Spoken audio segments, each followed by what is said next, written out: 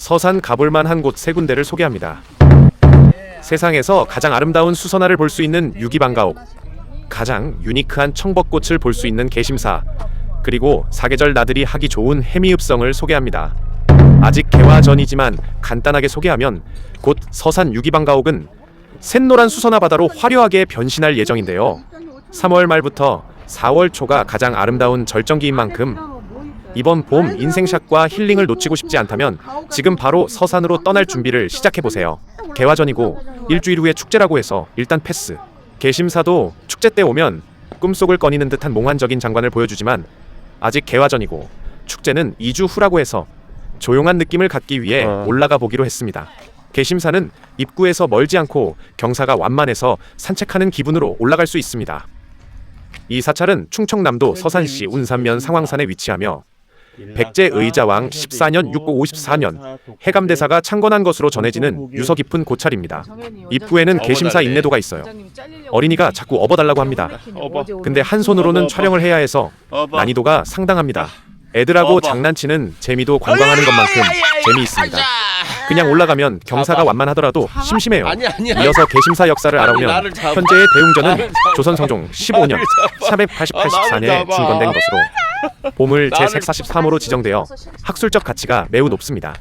건축학적 관점에서 볼 때 자연 그대로의 굽은 나무를 기둥으로 사용한 범종각의 공법은 인위적인 가공을 최소화한 한국 전통 건축의 미학을 고스란히 보여주는 핵심 관람 포인트입니다. 제가 일부러 어린이가 등에서 미끄러지도록 유도하고 있는 중입니다. 장난치는 거죠. 관광객 입장에서 개심사를 반드시 방문해야 하는 이유는 희소성 있는 자연 경관과 건축물의 조화 때문입니다. 이곳은 국내에서 보기 드문 청벚꽃과 왕벚꽃 군락지로 유명하며 일반적인 벚꽃보다 개화 시기가 2주 정도, 봄의 여운을 길게 즐기려는 방문객에게 최적의 대안이 됩니다. 또한 사찰 입구의 직사각형 연못인 경지와 그 위를 가로지르는 외나무 다리는 단순한 조경을 넘어 전통적인 사찰지 구조를 이해하는 데 중요한 자료가 됩니다.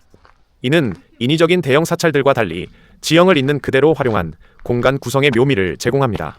개심사가 현대인들에게 주는 실질적인 도움은 심리적 안정과 인지적 휴식의 기회 제공에 있습니다. 복잡한 도심의 소음에서 벗어나 완만한 숲길을 걷는 행위는 뇌의 스트레스 수치를 낮추는 과학적 효과가 있으며 고즈넉한 산사의 분위기는 명상을 통한 자아 성찰의 환경을 조성합니다.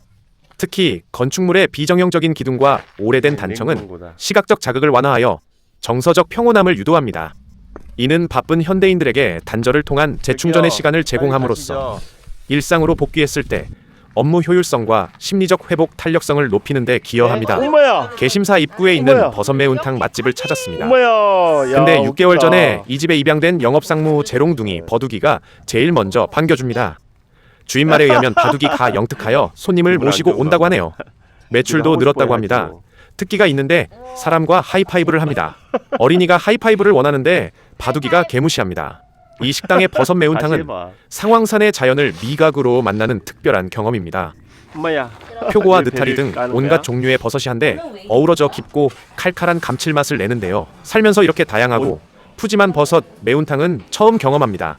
버섯 매운탕의 쫄깃한 식감과 시원한 국물은 고단백 영양은 물론 지친 몸에 활력을 더해줍니다. 서산 로컬의 건강함이 담긴 이 한 그릇으로 개심사 여행의 정서적 여운을 풍성하게 완성해 보시길 추천합니다. 시간이 남아 서산 올 때마다 방문하는 해미읍성에 도착했습니다. 해미읍성은 조선시대 평지성 중 보존 상태가 가장 완벽하여 역사적 가치가 매우 높습니다. 600년 세월을 품은 성곽길은 경사가 없어 남녀노소 산책하기 최적이며 성벽 위에서 내려보는 탁 트인 전망은 일상의 스트레스를 해소하는 심리적 휴식을 제공합니다.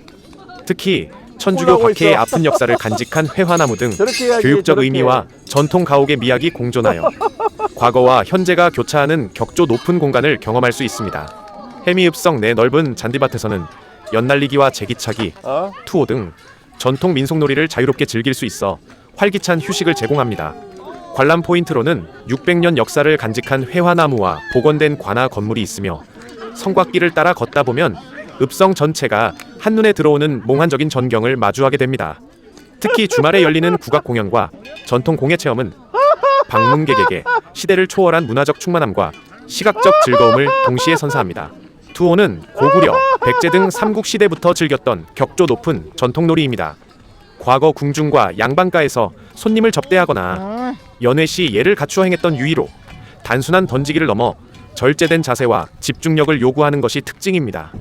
해미읍성 같은 역사적 공간에서 투호를 즐기는 것은 과거 선비들의 집중! 풍요를 직접 체험하며 정서적 안정을 얻는 현대적 힐링의 가치를 지닙니다. 집중해야지. 투호놀이 집중. 옆에는 굴렁쇠 놀이도 있습니다.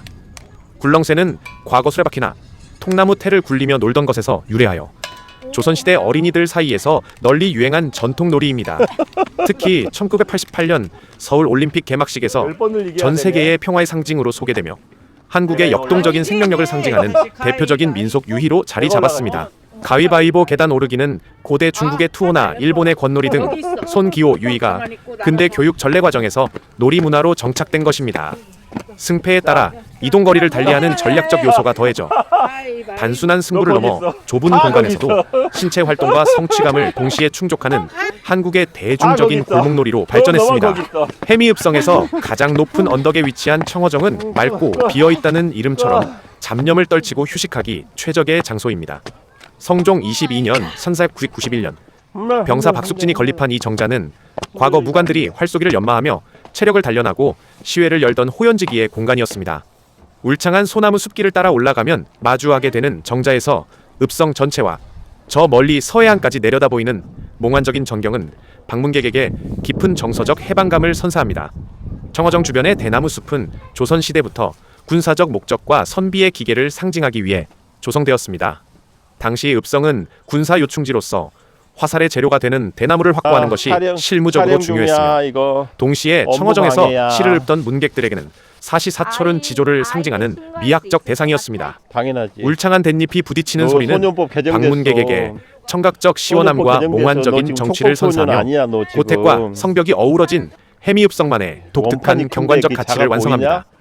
담양 대나무숲과 비슷해서 사진 촬영에 너무 좋은 장소가 많아요. 해미읍성 성벽에는 조선시대 공사 실명제의 흔적이 고스란히 남아 있습니다.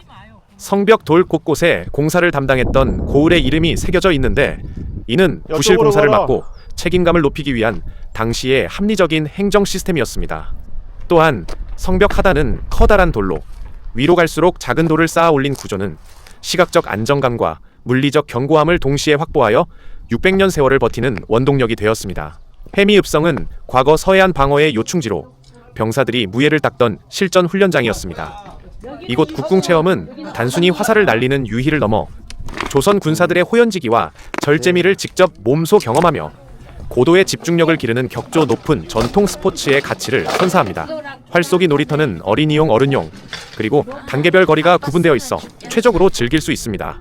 해미읍성의 넓은 잔디밭은 사방이 탁 트여 있어 연날리기에 최적의 조건을 갖추고 있습니다.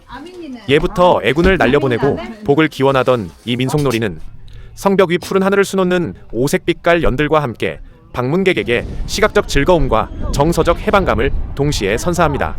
해미읍성을 멀리서 보면 정말 웅장합니다.